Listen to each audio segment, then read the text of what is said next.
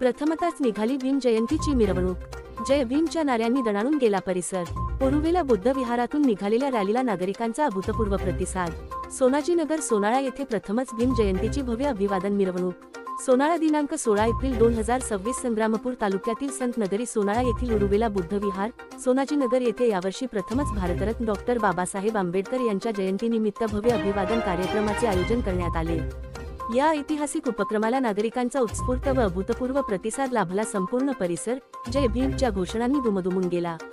या अभिवादन कार्यक्रम मिरवणुकीची सुरुवात उरुवेला बुद्ध विहार सोनाजीनगर येथून विधिवत पूजनाने करण्यात आली।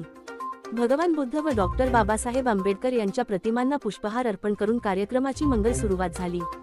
यानंतर आकर्षक सजवलेल्या भीम रथातून डॉक्टर बाबासाहेब आंबेडकर यांची प्रतिमा अभिवादन कार्यक्रम मिरवणुकीत सहभागी करण्यात आली।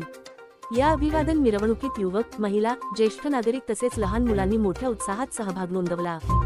साऊंड विजेच्या गजरात आणि निळ्या पताकांनी सजलेली ही रॅली प्राथमिक आरोग्य केंद्र, बस स्टँड मार्गे डॉक्टर बाबासाहेब आंबेडकर पुतळ्यापर्यंत पोहोचली। त्यानंतर हनुमान मंदिर, सोनाजीनगर येथील प्रमुख मार्गांवरून मिरवणूक काढण्यात आली। कार्यक्रमाचे विशेष आकर्षण म्हणजे युवकांनी दिलेले देशप्रेम घोषवाक्य, सामाजिक संदेश देणारे फलक आणि बाबासाहेबांच्या विचारांचा प्रभावी प्रचार होता। त्यामुळे संपूर्ण वातावरण प्रेरणादायी व भावनिक दिसून आले। या उपक्रमाचे नियोजन संत नवयुवक मंडळ, सोनाजीनगर यांनी अत्यंत शिस्तबद्ध पद्धतीने केले।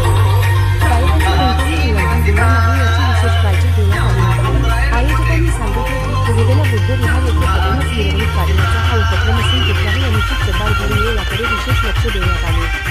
स्थानिक नागरिकांनी मोठ्या प्रमाणात साथ दिली। कार्यक्रम यशस्वी करण्यासाठी स्थानिक नागरिक, युवक मंडळ तसेच महिला बचत गटांनी विशेष परिश्रम घेतले।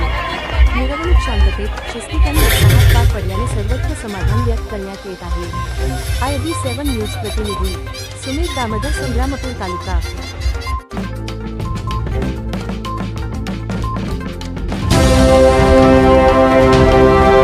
आपण पाहताय IB7 न्यूज, आवाज नव्या युगाची।